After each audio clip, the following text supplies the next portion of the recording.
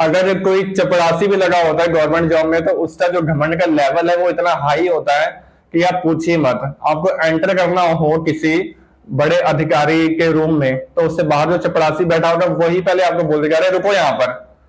तो इससे आप समझ सकते हो कि वो जो रोब होता है उससे पीएन होने का नहीं होता है, वो सब गवर्नमेंट अधिकारी होने का रोब होता है। तो यहाँ पे बात घमंड की हो रही है। एक बार क्या होता है कि निरहुआ नाम का एक आदमी होता है, और उसको ना कांस्टेबल की जॉब लग जाती है, पुलिस कांस्टेबल की। तो एक लेडीज बहुत स्पीड में एक्टिवा चलाती हुई जाती है, और वो उसे रोक लेता है। तो रोक के उसे चालान काटने लग जाता है। तो वो बोलती है, अरे तुम जानते नहीं, यहाँ का जो एमएलए वो मुझे जानता है। तो वो कुछ नहीं देखता निरहुआ, वो आराम से पर्ची काटने में लगा होता है। तो वो बोलता है, अरे वो बोलती है, तुम जानते नहीं, चीफ मिनिस्टर मुझे जानता है। वो फिर लिखने में लगा होता है। वो कहते ही है कि अरे इस देश का प्राइम मिनिस्टर मुझे जानता है। तो वो कुछ नहीं देखता, वो फिर अपना सर उठाता है, बोलता है क्या तुमको निरहुआ जानता है? वो कहती है, अरे वो कौन? वो बोलता है, वो मैं हूं, मेरा नाम निरहुआ है, और अगर तुम मुझे नहीं जानती तो तुम्हारा कुछ नहीं हो सकता। ये जो तुम्हारा केस ये चलेगा और इसको चलना होगा। अगर तुम्हारी मुझसे कोई सांठगांठ है तो तुम्हारी कुछ बात बन सकती है। तो इससे पता लगता है कि घमंड का लेवल ये नहीं है कि आप किसी ऊंचे आदमी को जानते हो, आप उस व्यक्ति को जानते हो तो आपका काम बन सकता है।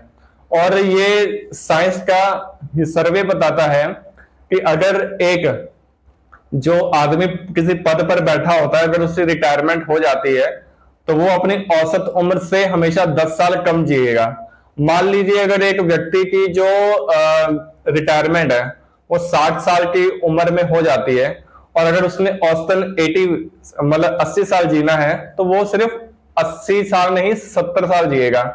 उसका रीजन ये है कि उसका जो रोब वाला जो होता है ना अंदर से, कि मैं किसी पर रोब मार रहा हूं, तो वो चीज उससे जब खत्म हो जाती है तो उसको अपने अंदर हीनता सी फीलिंग होती है।